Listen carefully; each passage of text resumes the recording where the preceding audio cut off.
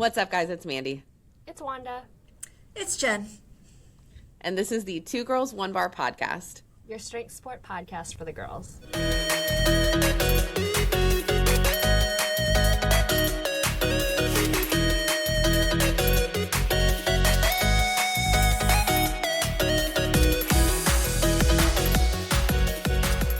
Welcome back to the podcast, you guys. I am the happiest girl in the world today because we have Jen Thompson on the podcast.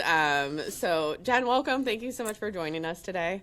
Thank you so much for having me. I love doing all-girl podcasts. They're way more fun. Oh my gosh. Yes. Oh my gosh. I'm so pumped. For anybody who hasn't been on the internet ever, will you just give a really brief intro of who you are and what you do, and then we'll kind of dive in? Yeah, well, I'm Jen Thompson. I've been powerlifting for a very long time. I started in 1999. I have 11 IPF Open World titles, and got 2 more with the IDF PA now, which I think we'll talk about a little bit later. I'm also a middle school teacher. I'm in my 28th year of teaching. I'm a mom of 2 boys. I've been married 32 years now, so I'm all about longevity. Yeah. Absolutely. I love that. Yeah, that's awesome. I feel like I've been following you like for so long online, and I feel like you're also one of the powerlifters who kind of was putting out all types of training content like as a female, like in the beginning too. It's obviously super popular now, but for me, you were kind of one of the first people, like women in powerlifting, that was super visual, like that I physically saw online. I always sort of makes me laugh a little bit where I see a lot of the stuff I put out, other people are putting it out now too. You know, where before it was just me. Like, my goal was always just to make everybody stronger, and sometimes it's really hard to figure out how to do that. And I always felt like I did it a little bit of a unique way, and I wanted to share that with everyone because my goal has always been to increase the sport of powerlifting, but in women in particular. When I first started, I think women took up less than 20% of the population. Our competitions, like the women went in the morning and we got out of the way for the men, you know. We couldn't even fill up a flight with a weight class, you know. And now we're nearly 50-50 men to women, which I think is says a lot. Yeah. I'm so excited to see where we are now is such, and I think probably a lot of that's true for weightlifting also, just to see where we came from and just where we've grown today just makes me so proud. Yeah, it's really cool. Weightlifting has had that growth too. I mean, even in our sport, like women weren't allowed to compete at the Olympics, you know, like that kind of stuff. So just the growth in women in strength sport is really, really cool overall. I agree. You said you started. Oh yeah, sorry. Go ahead. No, go ahead. No, it's all right. Go ahead. I was gonna say you started lifting in '99 too, which is like, well, that was again, my first there weren't. Oh, your first competition. So when did you actually start powerlifting? I probably started weightlifting 6-7 years before that. I didn't even know what powerlifting was. I just sort of fell on it. Like, I didn't even know it was a thing. I was, lifting weights with some college buddies in a basement gym. I had no idea that there was this other thing that you could go do, you know. So it wasn't until I got married in 97, and we just happened to walk up on a competition on Muscle Beach in California on our honeymoon. That's how I found it. Because this was back in the internet days where it just wasn't, it took forever to get to like a page. Like wasn't the World Wide Web we are today. I mean, it was sort of being used, but not really. And so the only way you got information was just from magazines. So like I literally had no idea. I knew I was getting strong. I was getting as strong as some of the guys that I was lifting with, but I had no idea what to do with it, you know. And then weightlifting, which is great, but it's something that's very technical. You've got to find a coach. It's not easy to find a coach, especially back then. It wasn't as big as it was back then also. So we just happened to stumble upon like this bench press competition on the beach. And I was like, I can totally do that. Yeah, that's so crazy. Stumbling upon a competition on Muscle Beach is such a great, like, what a great story, too, to be like, I should do that. I walked up to some of the competitors. I'm like, what is this and what are you doing? And they're like, this is USA Powerlifting. And they were telling me how to find competitions in the back of the magazine. And you would have to print it out and send in a check, mail in your entry form. It was just such a different time back then. And I just so happy I found it. I mean, where would I be today if I hadn't found that, Yeah. It's always crazy to me, those like little tiny, like they seem tiny, but just like change your life path type of things. Right. And it was, although Muscle Beach has probably changed a lot of people's life paths, if we're being honest. It was an interesting place for sure. No kidding. That's so cool.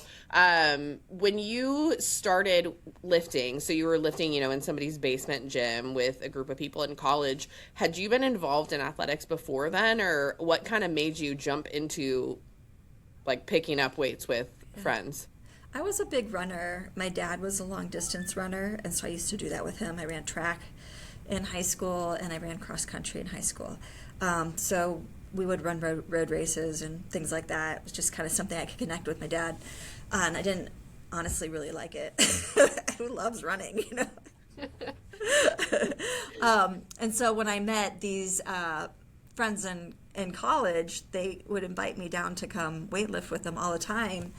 And I was like, afraid of the traditional, like I didn't want to get too big and bulky. And I just didn't want to, I was super insecure. Like I really, the person I was then is far different than now. Like I was afraid people didn't like me. I didn't like the way I looked. I was afraid my clothes weren't good enough, just super, super insecure. So some of it was that, but some of it was like, it was hard for me to try something new, I just really had really low self-esteem, but they would not give up. They just kept saying, every day they'd invite me, come on down and work out with us, Jen. Come on down every single time. And so finally I was like, okay, I'll give it a go. And they were just, friends. I was grateful that they were super supportive. They weren't, like making fun of me. Well, if they were, it was in a nice way. But they were showing me how to do everything,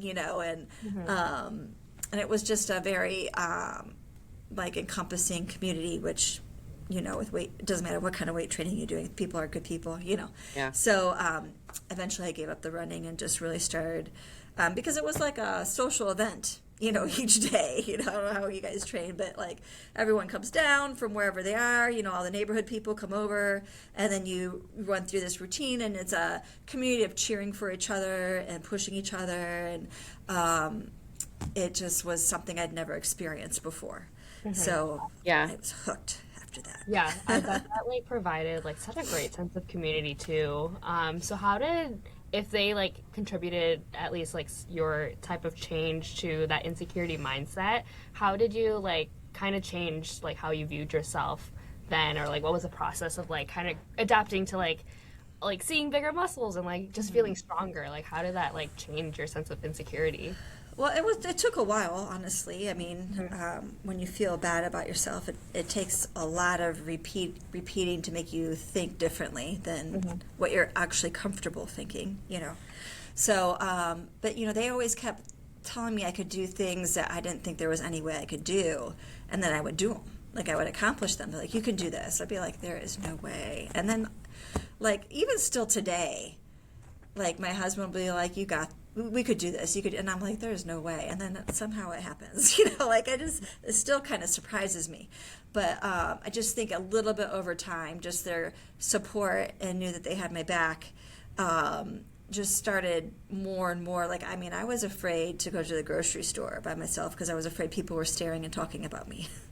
I mean, that's how bad it was, And I would go into a little anxiety attack every time I had to go talk to somebody I didn't know or order food or whatever. And so I think there's like just a natural connection to your brain chemistry and your body as you build strength. I just feel like as you build strength, so does your brain. You start doing things you didn't think you were capable of doing, then well, maybe I can do this or maybe I can do that. And I just think, holy cow, I just, benched this much. Surely I can go do this. And then it just sort of spreads out. And then once you start making those baby steps and nothing terrible happens, like you think is going to happen, then you're able to, keep building. And of course you get knocked down a little bit here and there, but it probably took me several years to get over it. But the fact that the younger me would look at me now and be like, no way, teacher getting in front of kids and talking and, doing seminars and podcasts and posting stuff on social media is so outside, where I was. But I'm so incredibly grateful for it. And I've seen it happen to so many people, I'm sure you have. Yeah, absolutely. I was going to say, it's so interesting to hear that because you are so public now, you know what I mean? Because like you said, you're teaching, you're coaching, you're constantly kind of in front of people. So to hear about that transformation is really, really cool. Strength can do a lot. It's really cool. It really can. I've seen it, I do a powerlifting club at school, and I've seen it change so many kids around. And not necessarily that they're big powerlifters now, but it changed their belief in who they were, and it gave them a community that they didn't have before. And it's it warms my heart and brings tears to my eyes. Just that something so simple as that can have a huge impact on somebody's life. Completely change it around. Oh yeah, absolutely. I think the three of us on this podcast have definitely had lives changed and formed by sports. So it's really, that's awesome. I love that you do that for the kids too, because just in the US, it's not as common to have that type of a thing within a school, especially because you're middle school, right?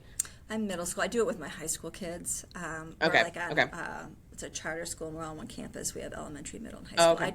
I taught high school for a while. I went down to middle school 3 years ago. And when I was doing high school, I taught the weight training classes there and then had the club there. But then when I went down to middle school, I wanted to keep the club. So I just head back over that way for the club. But powerlifting and probably weight training too it's an interesting sport in that it grabs kids that don't necessarily have a place somewhere. You're not necessarily tall for basketball, or you don't necessarily have skills for soccer, or whatever talents some sports require. So it's ends up being kids that want to be athletic, but they just don't know where they fit in. So it's almost like a catch-all for anybody, and really all you have to do is get in there and do it, and you will get stronger. There's no magic. You just got to get in there and do it, and you will get stronger. And it just ends up creating this unique group of kids that just couldn't find their spot, and they find it. Yeah, that's so cool. What did it take for you to, you had to kind of be convinced to get in the basement gym with the guys? How did you get from there to actually doing your first competition? I feel like there's definitely some work that had to happen between those two. But what got you to that point? It was many years. It was probably 7 or 8 before I actually got into a competition. In fact, it was 2 years after I found out about the competitions I actually did one. It took a little, and then there was, there's a big learning level, when you do those first competitions. We didn't have YouTube and stuff like that, so we were trying to read the rule book, and, and back then it was in the equipped days where people wore squat suits and deadlift suits and bench shirts, and I'm like, what the heck is going on here with this stuff? People are walking around like zombies with their hands out, and I'm like, what have we gotten ourselves into here? So, it was extremely nerve-wracking to do those first few. My first one was pretty tough, and my husband looked at me, and he's like, we just got to do as many as we can so you get better at it.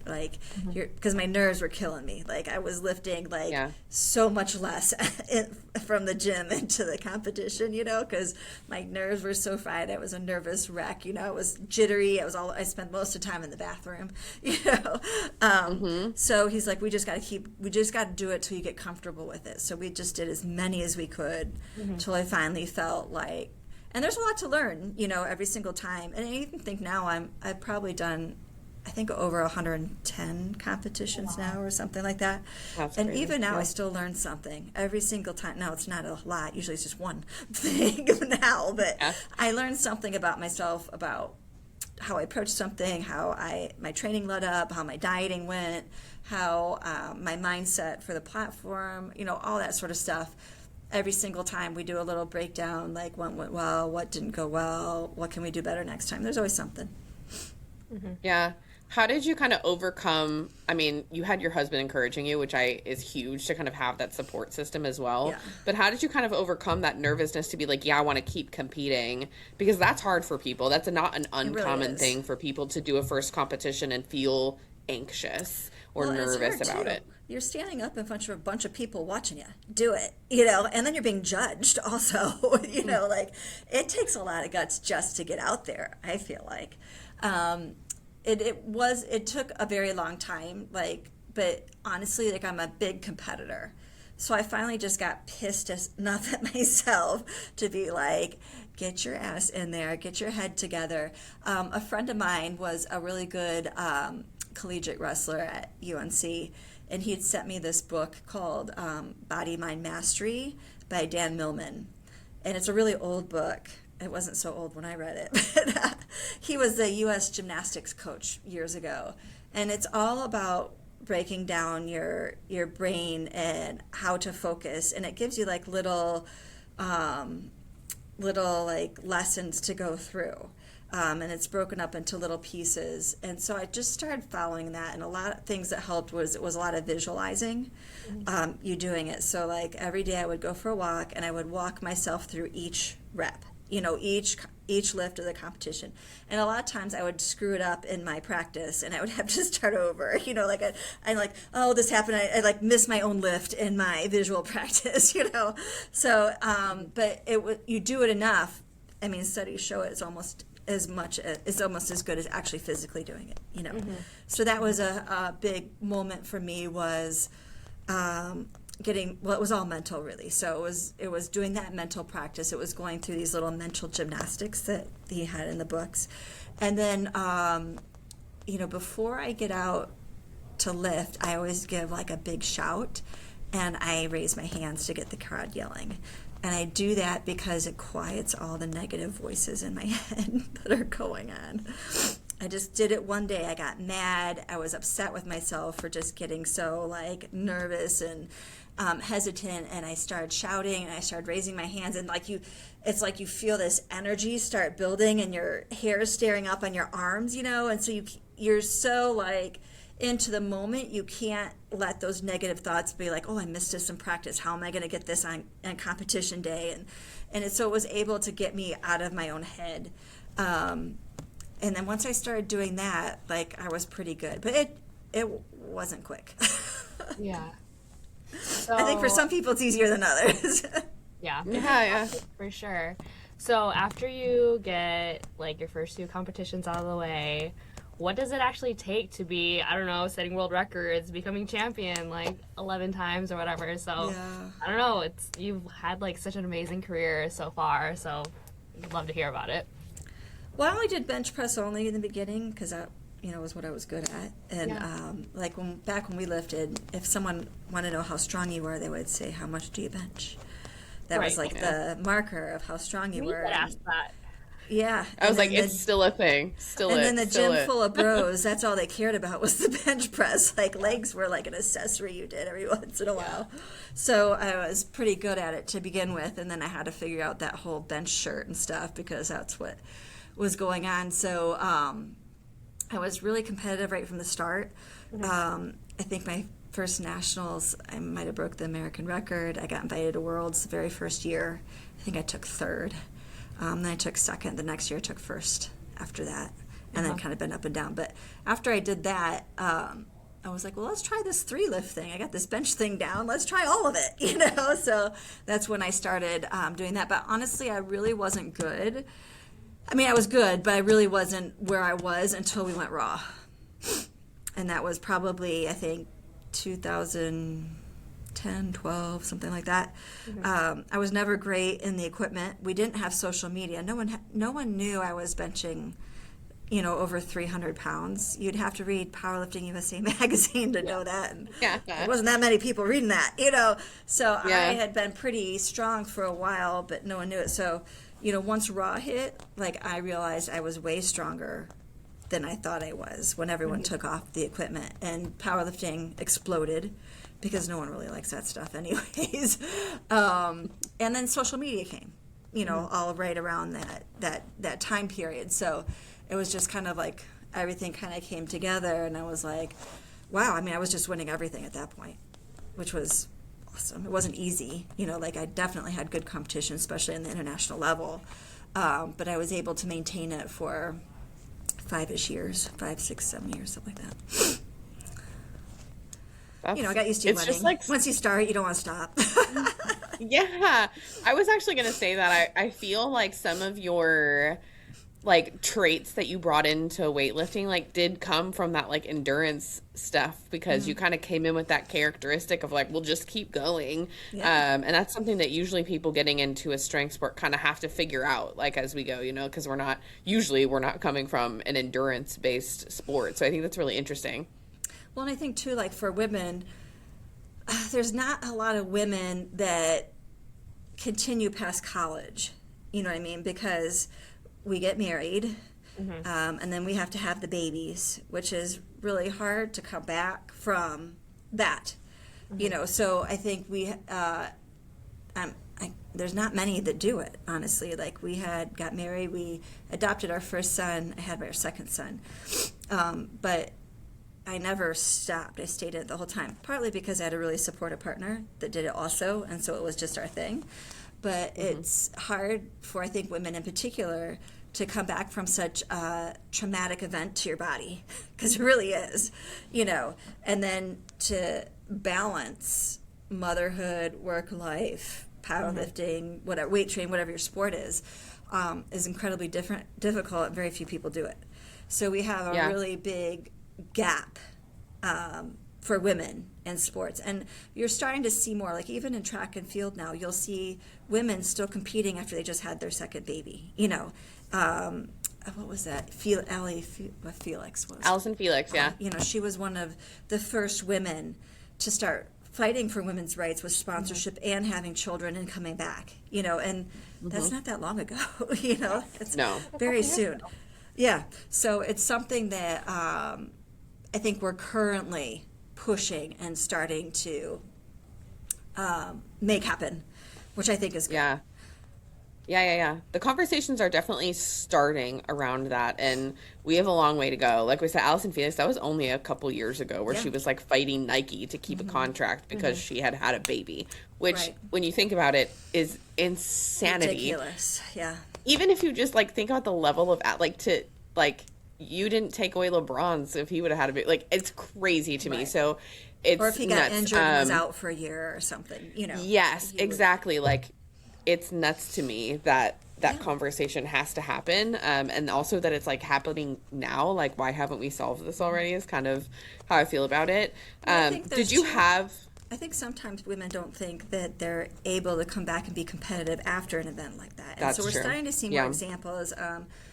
My husband was watching, he loves watching track and field, but there was a lady, St. Pierre, and I can't remember which event she ran, but she just came back the second time after a second kid and won.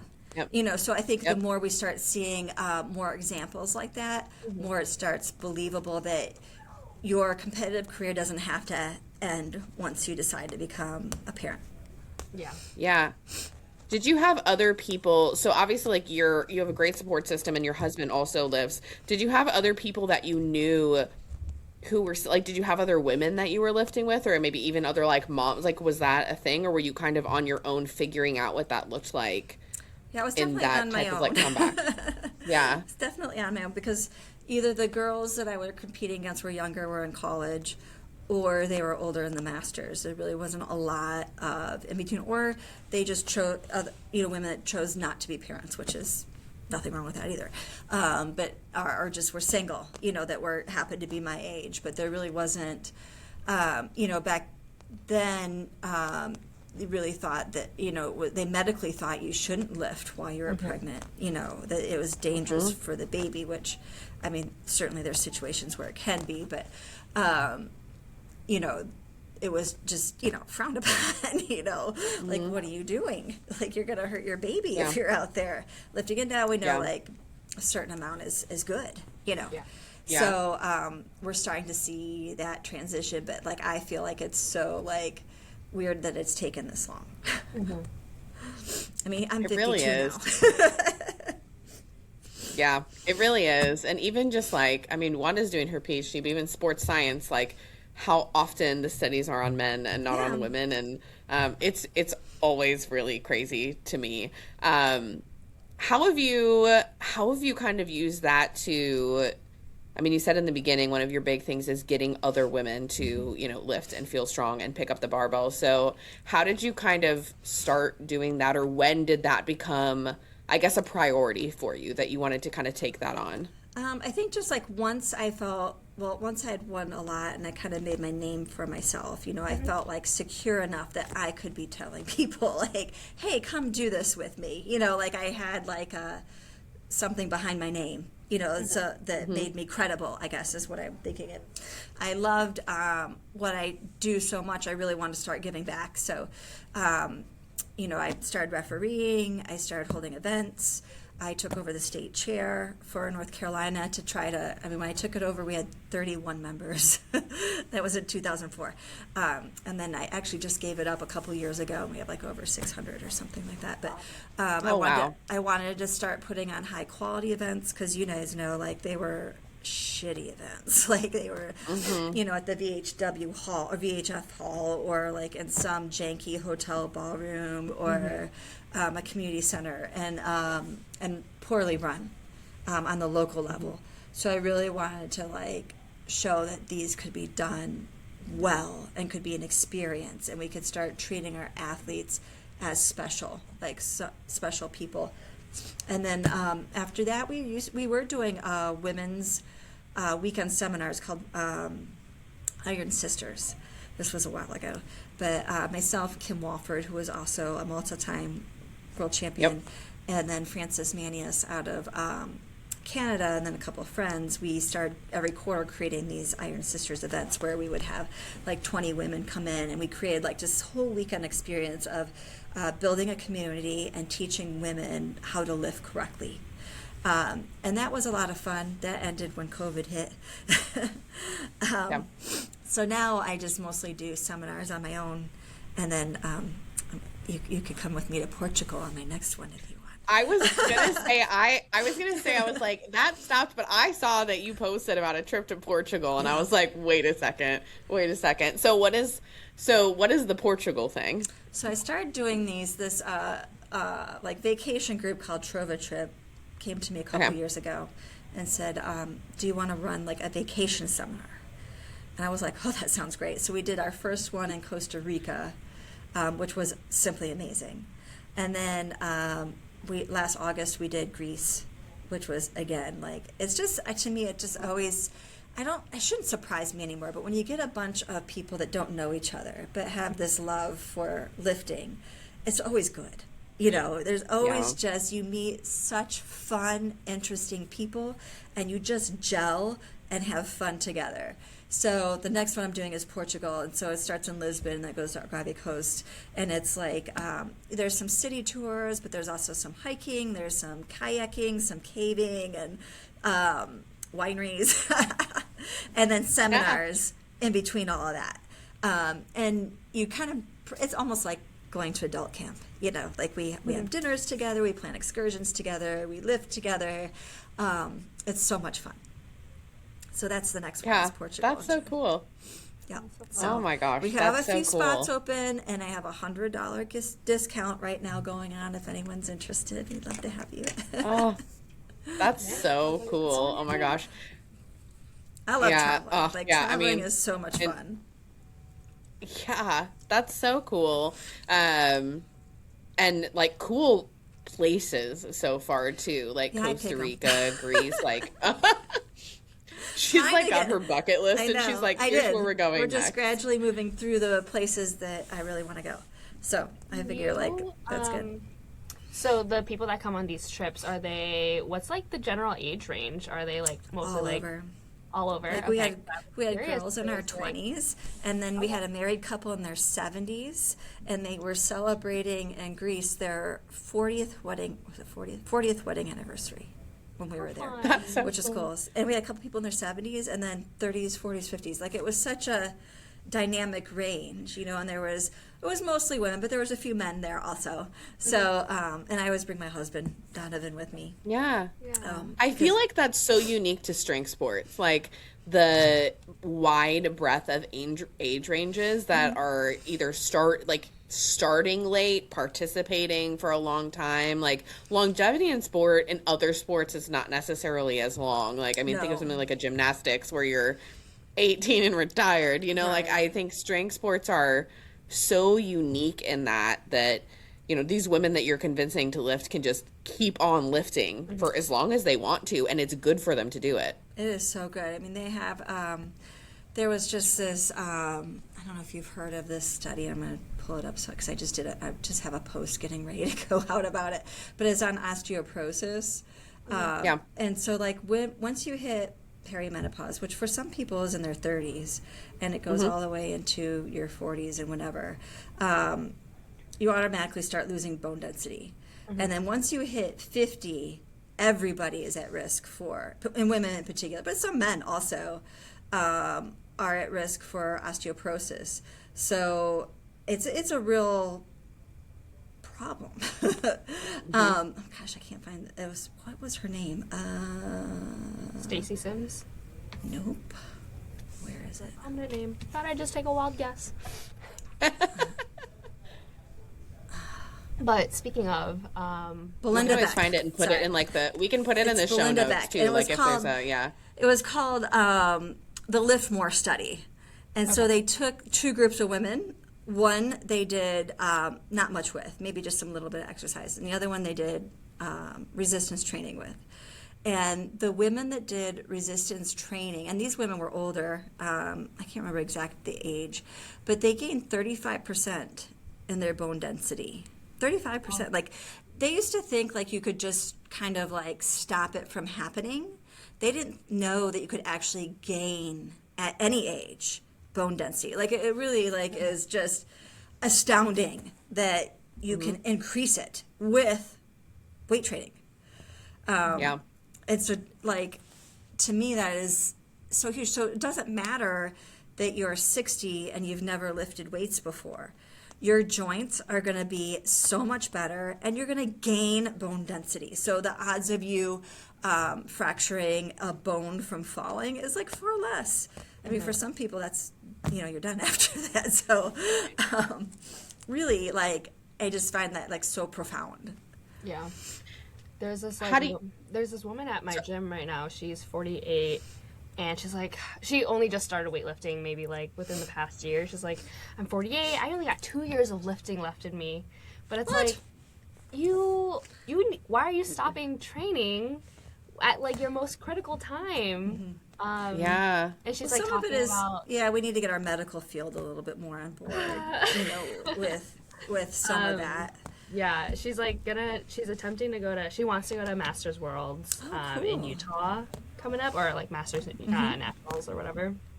And I'm like, yeah, you're going to go there and see all the 80-year-olds lifting and then find out you can lift for another 30 more years. Heck like, yeah, oh. you should never stop, honestly. And when we say, like, I think there's this misconception when you're saying heavy lifting. It's heavy lifting for you. Right. Like, what is heavy for you? So there's no weight value that you have to do. It's wherever, you know, I say, like, you know, reps 5 to 8, and the last 2 should be hard. Then then you're doing heavy resistance training. Just make sure that you're doing a weight where you have to really push those last few reps. And that's it. Like, that's it.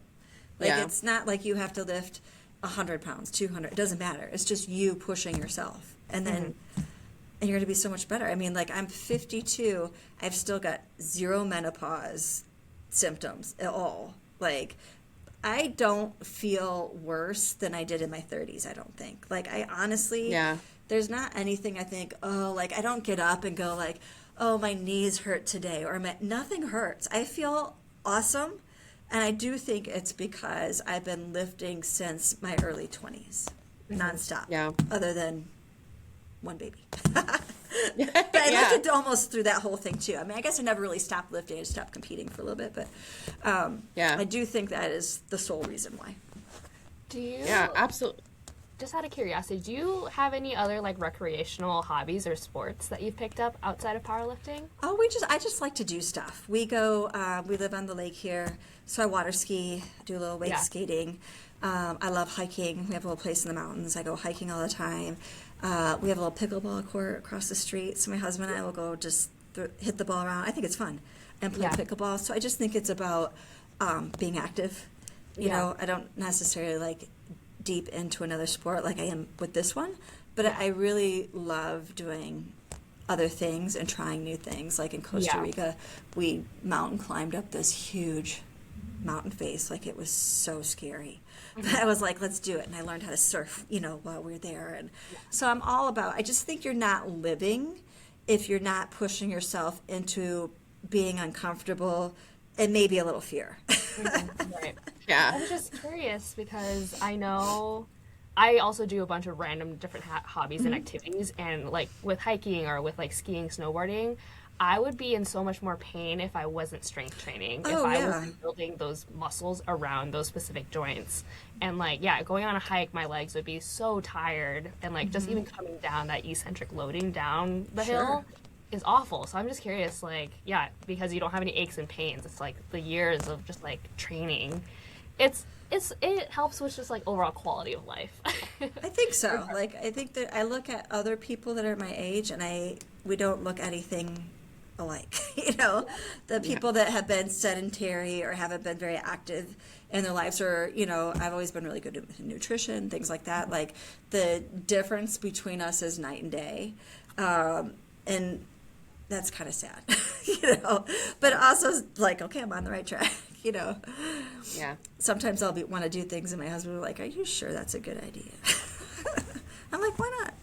Let's give it a go." I've had a lot of injuries in my life, but they weren't all powerlifting related. They were just trying something new related. I feel like a lot of people in strength sports, when they get injured, most of the time it's from something we did outside of the gym. Like normally it's not in the gym, most people. So water sports was a big downfall for me. Yeah, for sure. I love that though. I love that you have hobbies. I don't personally have that ability, as Wanda knows about me. Like I'm not good at not being competitive at something. So I struggle with like a for fun hobby. Even like hiking, but I love like a that. leisurely hike. You can't do a leisurely hike. I would make it into like a race, or then I would like, I'm just like, I'm really bad at that. I'm working on it. Okay. I'm a work in progress. So I'm working on it. My favorite hobby of yours is showing up random people in random gyms. I think that's one of the things that you've probably gone viral for. And I love them because I think it's one of the things that can open up people's eyes to how strong women can be, right? Like, because they don't like, and it goes back to kind of what you had brought up at the beginning of, you know, being in a time when, which is still happening, right? Like women, there are a lot of women who are still afraid to touch, you know, a barbell or do strength training in any way because they're afraid they're going to get big or look manly, or, you know, they don't quite understand like the amount of effort it would take to make that happen. I was going to say, like, if it was that easy, dude. They don't understand. And so I think, to me, like, those videos are, yes, they're fun. Like, it's fun to, like, you know, they're watching you and then all of a sudden you're just like tossing wheels on. Like, that's fun. But I also think it kind of proves the point of like, you can't look at somebody and just know how strong they are, or, you know, like women don't look like women, or like you change or anything like that. Like as you do that, I'm curious, like what have been like the genuine reactions of people like in the gym when you do that? Because it looks fun on the video, but I'm curious if it's always been positive reactions, if you've gotten other reactions, or like, what has that been like? In person, it's always positive. Like everyone's usually impressed, you know, and they want to come talk to you or whatever, or sometimes they're just admiring from a corner, maybe. The negativity just comes when people are behind a keyboard, you know. That's, you know, that's when people feel like they can say things they shouldn't do. And I think, like, I do get, like, especially for things online, and, you know, it's the 5-1 rule, like, you know, you need 5 good comments for every 1 bad, because the bad ones just stick out so much to you. There are a lot of, you know, steroid type of of comments always on almost everything I do. Yeah. And I think a lot of that just is that we're getting there. We just don't have enough examples of women doing heavy weights and it being publicized like that, and showing our physiques being muscular. So I think that will change again over time. Like we're sort of, I do think like the women turning into muscular men when they hit the gym is lessening. It's not gone for sure. But I think as that older generation phases out, it will. But I think the more examples that we show, I mean, there are a group of women that are lifting over 300 pounds on the bench now. It used to be just me. Or I was on one of a handful. But you're seeing more and more, and I mean, I don't mean like hundreds or anything, but I think it's like with any sport, once you see that it's possible to happen, then it keeps happening more. You know, whether it's how fast you can run 100, or, you know, how many home runs you can hit in a season, whatever. Once the impossible, you think like no athlete could ever do this, and then it happens, then there's a new impossibility later, and that one becomes more like obtainable. So I think there's just we just need more volumes of examples, and then who knows how strong women can get for their size. How do you deal with like the steroid accusations? You know what I mean? Because it's I mean, us coming from weightlifting, like there is a lot of drug usage, you know, within the sport. It's something that we're battling, obviously, to keep weightlifting in the Olympics because of it. So what does that look like for you within powerlifting? Well, there's no arguing people that say stuff like that. Like, there's no convincing them. So I don't even try. Like, it just, if sometimes they'll like make a snotty comment, and I'll just reply, nope, you know, or like not, or sorry, you're wrong. Because it does bother me just a little bit. Of course. But I don't bother getting in like a back and forth with anybody. For me, like, I mean, if you just look at my career, like, it's just been a slow incline from the day I started. Like, I didn't start benching 315. I started benching 200, you know, like, and it's just, I mean, if you look, especially now, like, I'm lucky to gain a few pounds in my bench every year. When I was younger, it was a little bit more, but like, I mean, on USA Powerlifting, when you can pull up any athlete's name, and it'll give all the meets they competed in, and it gives you like a little chart, and it graphs what they've done over the years, and it's a gradual incline. Like, so it's just, I've got probably a lot more years than a lot of other people in. I mean, that's the nice thing about street sports is you keep getting stronger, you know. And I do think, like, especially with USA Powerlifting, we do a pretty good job with the drugs. Is it everyone? Probably not. But it's a lot harder to get away with it in our organization than anywhere else. We drug test all the way from the local level all the way up. Nobody's safe, and it's and we have a committee that's checking people saying on social media. We've caught people because they've outed themselves on social media. We do a lot of out of meet testing. It's not just in competition, so I feel fairly good about that. I'm lifting on a pretty clean platform. Not so much in other places. I was going to say, you've competed in more federations, though, than just USA Powerlifting now, haven't you? I've mainly stuck with them. Okay. And then IPF, because they were connected to that. When we were at the IPF has a rule that you can't lift in any other organization. So really I didn't. I might have done a fun one at the YMCA, you know, or something like a non-sanctioned event. But I didn't lift in other federations, mostly because I really believe in the USA Powerlifting. I really believe in the one that I lift in, and so I didn't want to discredit that by lifting in other ones. And I'm really tied with the different committees and the things that I've done to try to propel our sport forward. So I'm pretty much a USA Powerlifting girly, and when the IPF kicked us out, that was just the end of it for me with them. So we started our own. What has that process been like? I mean, again, like, I think across strength sports, that once you get to the international level, it's always a little bit interesting with politics and different stuff like that, of 100%. course. So what has the process been of like, end of the IPF going forward, Yeah, I mean, I was on a lot of IPF committees also. I tried to kind of be a positive influence over there. That was tough because it's really run by a bunch of old men that just, there's no checks and balances. It's whatever they want to do. So that's always been like USA Powerlifting. We've always fought against a lot of the stuff. And this is an old story, but it was when we were in Hungary for Bench Worlds. It was in the 2000s. It might have been like 2005 or 6. They wanted us to participate in a bikini competition after we lifted because they wanted to celebrate us women. Oh. Oh my God. Yeah. Oh. I'm like ashamed for them. Like, what in the hell? So our president at the time was, he just stepped down, but it was Larry Maley. And I sent him a message. I'm like, Larry, and he goes, I got it.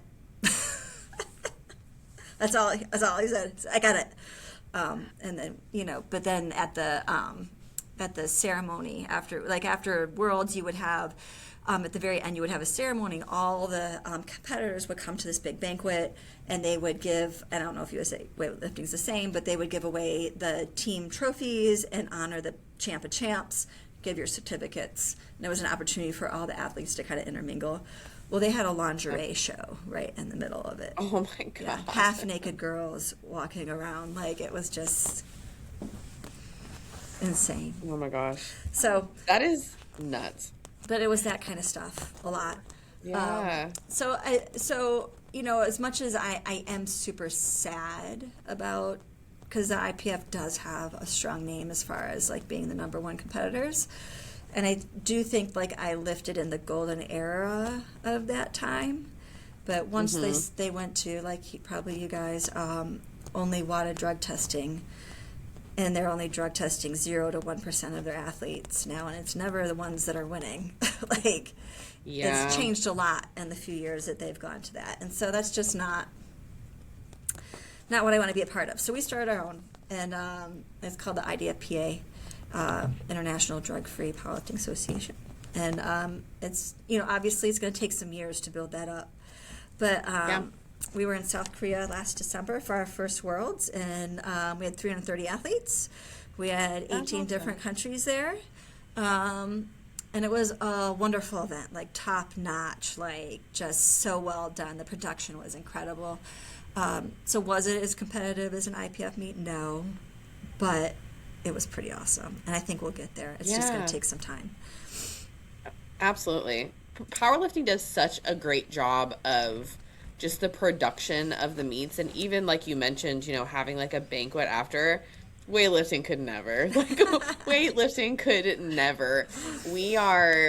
Weightlifting now has reached, the status of powerlifting in a hotel ballroom. That's so where weightlifting has gotten to, and now there are certain meet directors, in certain gyms who have done stuff with a higher production value or, more cash prizes or things like that. But we used to be in skating rinks, and now we're in hotel ballrooms. So we have stepped up slightly, but I mean, it's not the production value that you see when you go to a powerlifting meet is, eons ahead of weightlifting, which I think there's a lot of lessons that, the sports can take from each other, of course. But I always love that about powerlifting. We have a meet that they do as a combo meet. It's new starting last year, where they had powerlifting and weightlifting at the same time. And it was so funny because for me, I'm this is awesome. I want people to see how cool the powerlifting is. I like to have the athletes intermingle, I think is really cool, because at the core of it, like you said, we're all strength sport athletes. We all just like to lift a lot of weight and have fun with it. But it's so interesting because it's probably to the powerlifting, weightlifting is so boring. And then to the weightlifters, they're which it was a masters competition. So I was doing some media, and I remember people being the powerlifting's kind of loud. And I'm like, isn't it fun? But like, know. you know what I mean? Like they're used to such chill meets. And again, like the first group that experienced it was our oldest group of masters, was the first group that like came into these powerlifters being there. So maybe that exposure wasn't maybe like the optimal one for us to do the crossover, but I thought the energy was so cool. And, I know we've talked to, yes, I love it. I think it's like, I mean, again, it's like, it's a competition, yes, but it's also just a celebration of how hard you worked up until that day. Like the work's done. You get to get out and like lift all this heavy weight, like to make it fun. People are cheering for you. Yeah, it's so cool. I went to a local meet, maybe like an hour and a half away from Milwaukee.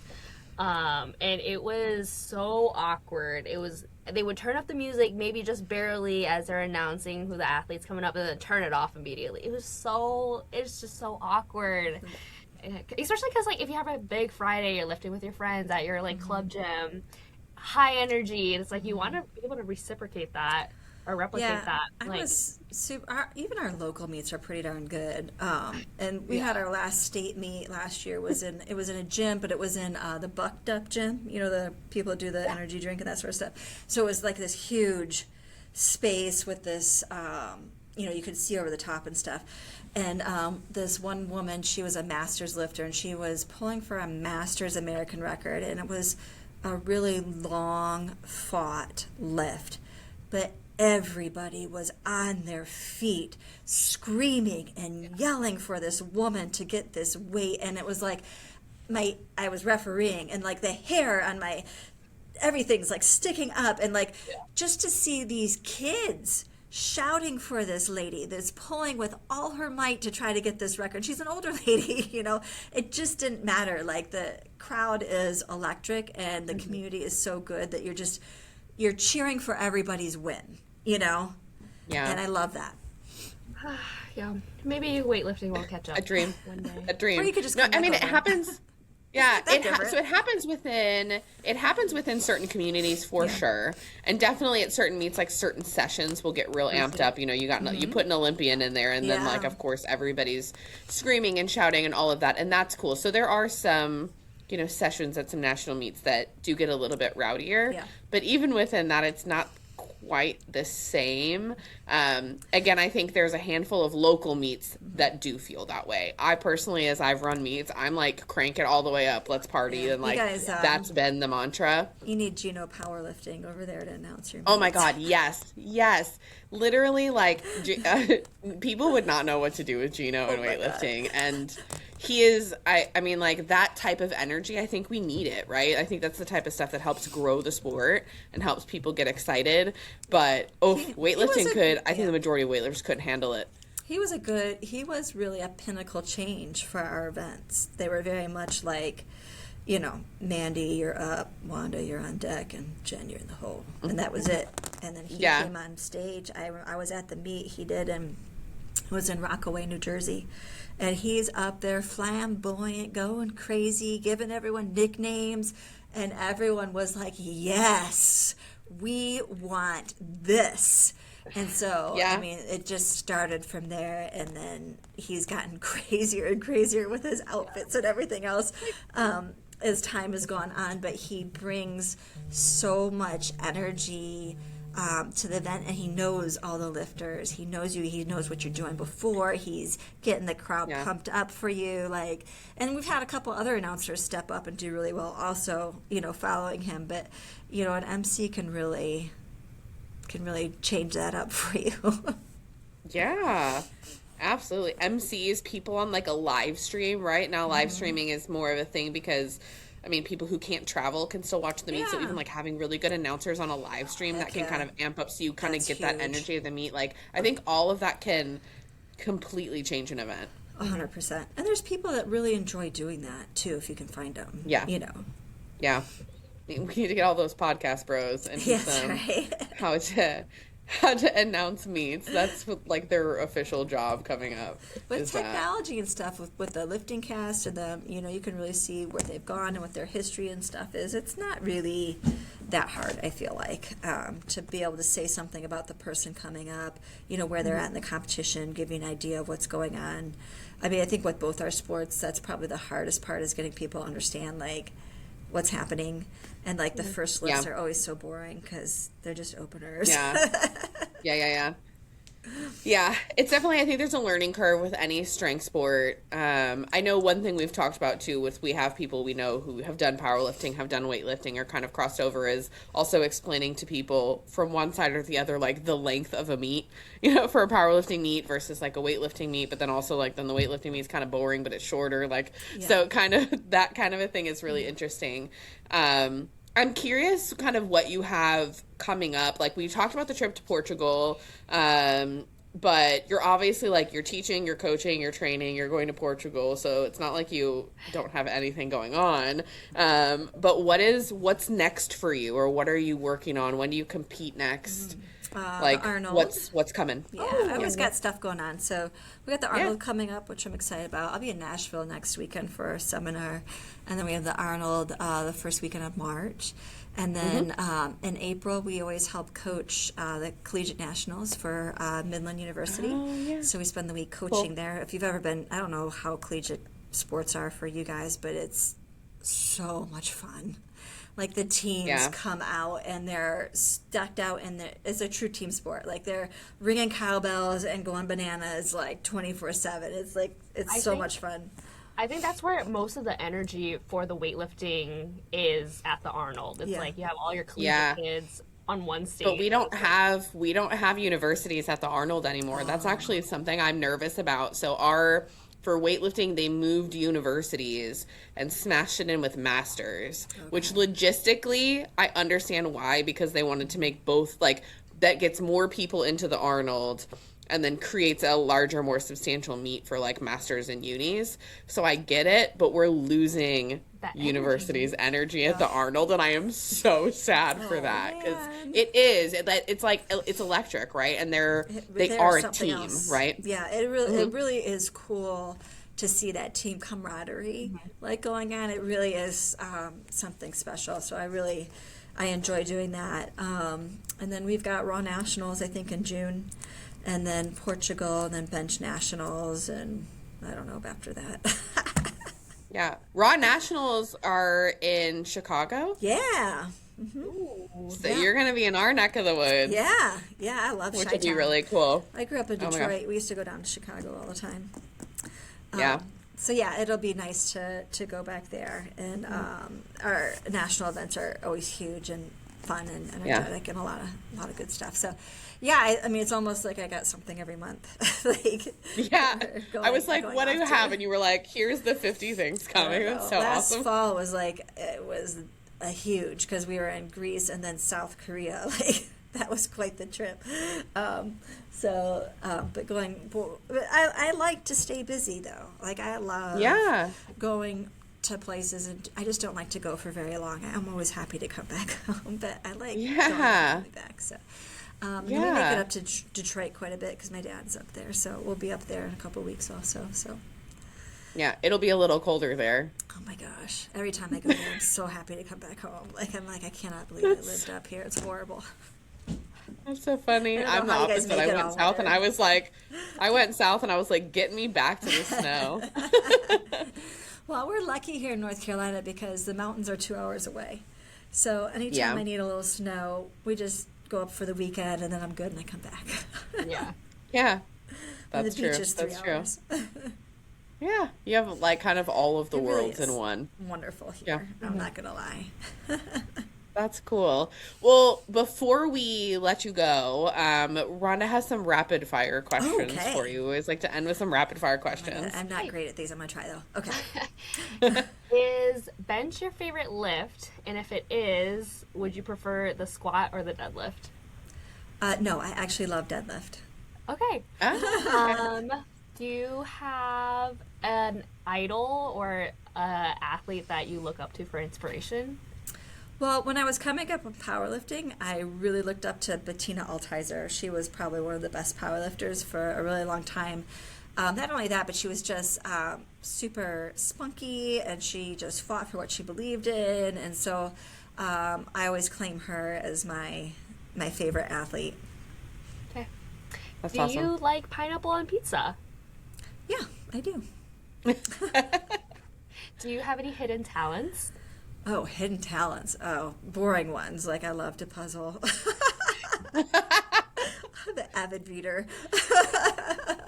I think that's about as talented as I get. I really am talentless. I'm good at powerlifting. Oh my God. I can really, my secret talent is I can work my ass off and do it over and over again, Yeah. and that's about it. There you go. And then last question, what's the your most favorite place that you've been to for competition? Oh, New Zealand, hands down. Oh, cool. Yeah, it was, we always said, like, if we had to leave the USA, which sometimes I feel like doing that right now, Agreed. I would Same. go there. Yeah. I would go live there. Oh, that's cool. That's It's so a cool. beautiful place. I bet.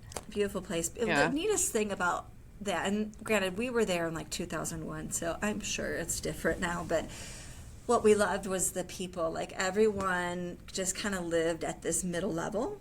You didn't see big fancy cars. You know, they didn't tip. It was like so harmonious. And they had a true love for their country and their natural surroundings and their native people. Like it was just, it was really just wonderful. So we always said we'd hightail it there. Yeah, that's really cool. Jen, thank you so much for like just being here with us today and giving your time to us. It's been so fun to chat with you. Oh my gosh, it's been so fun. Where can people follow you, reach out to you for coaching, go to Portugal? Like, how do people find out all of that information? Well, I do have a website. It's 132poundsofpower.com, but I find like a lot of people don't use websites anymore. I still have had it though. But all my social medias are Jen Thompson 132.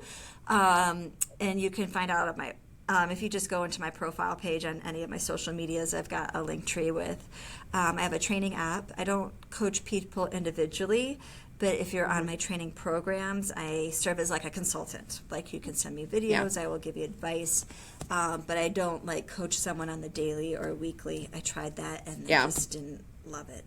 But I like this because I saw that you have your app though, which is really cool. It really is all the programs that I use myself, and then there's some more like just if you're not interested in powerlifting but you just want to lift weights and be strong, I have some like everyday people kind of programs in there, or if you only have 2 days a week or whatever. So it's for anyone that's serious or not serious. But it's a pretty awesome app. You got access to all the programs, and then I have like 500 people in my community, so you can go and be part of our community, and then you can have access to me personally also for it. Yeah. And so that's pretty fun. And then like I also have like the trip is on there, and then I put any upcoming seminars on my website and all that sort of good stuff. So cool. Yeah, that's so cool. Awesome. Thank you so much for joining us. You guys go follow Jen. Somebody go to Portugal with Jen, because that would be the coolest I got a few thing spots ever. open. Let's go. Oh my gosh. I'm so excited. If I didn't have 45 weddings in June, I would be like, I'm going. You guys are at a age. It's weddings, then it's babies. I feel like I ends. should be, I feel like I should be past that, and then I had friends who were younger than me, and I really shouldn't have done that because now they're getting married. We're to the point where our kids' friends are getting married and having babies, so now we're going to their weddings and stuff. So really, you don't escape it. You just have to go to different weddings. There's a brief period of nothing, and then it's back. Yeah.